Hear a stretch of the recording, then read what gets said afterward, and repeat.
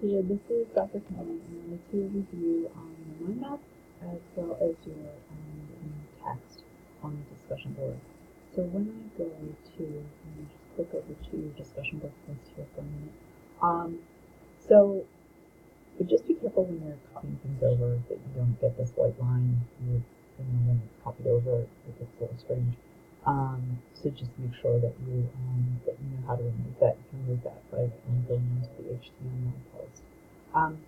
Although you listed all of the theories here and gave an overview of just exactly what was on my menu for processing wise, I needed a little bit more information here just about each one of the theories, right?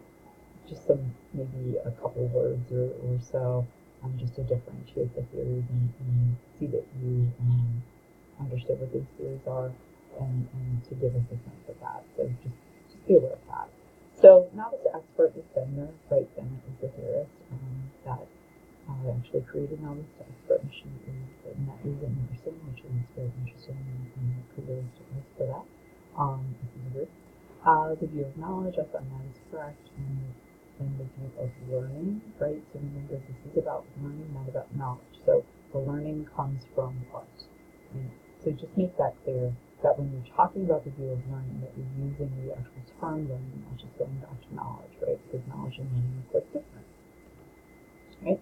The role of the student is to move then through those stages, right? And then experience can help the learner become more of an expert. That is true. And the educator needs to know which level their student's on. That's right, before educating the students, right? And then how the theory informs instruction, right? Here we go. I don't understand why this is here in this type of font. All the fonts should be consistent. So if this were to be an offshoot, that's fine. But again, the font should look consistent, not this bolded font here. But orientations, residencies, and tax terms and internships, right? They're all examples of the different programs, but not really how that's going to inform instruction. So you want something more concrete here than just what types of programs, like what types of programming that you call those. So deep learning in the theory is something crazy together. Deep learning, right? View knowledge is connected to reading and transfer from short-term to long-term memory. Kind of like front files and then like long-term files, like files in storage that you can pull out when you need them. Okay. And then the view of learning is that learning is created by application versus memorization, right? So it's a repetitive application, right? To kind of giving that muscle memory, right?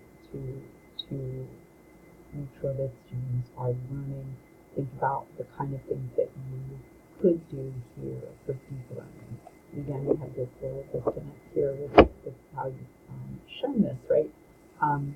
Concept mapping, active engagement, conceptual learning, they're all types of things you could do, but again, here we wanted more concrete examples, right, of that, of what you actually do. Situated learning, right? So in situated learning, knowledge is increased, right, by what? So here, increased learning and practice for synthesizing information, right?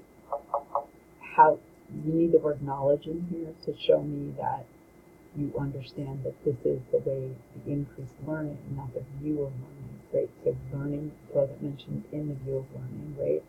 Learning occurs when students do what?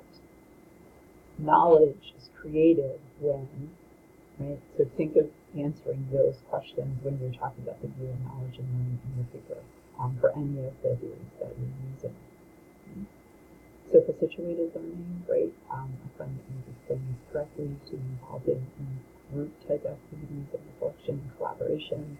And the role of the educator is to actually provide these types of collaborative, reflective types of environments, right? So that's your role of your educator, is to create those educational environments that are going to allow those types of engagement. And then again, your missing comment, don't need these generalizations, you would need just specifics here. And the things you've done doing the same thing here with social learning theory. Bandura is the theorist.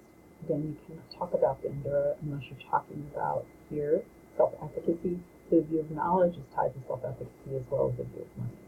So if you're writing about Bandura and social learning theory, you want to make sure that you bring self-efficacy to the forefront in everything that you talk about when you're talking about Bandura and social learning theory.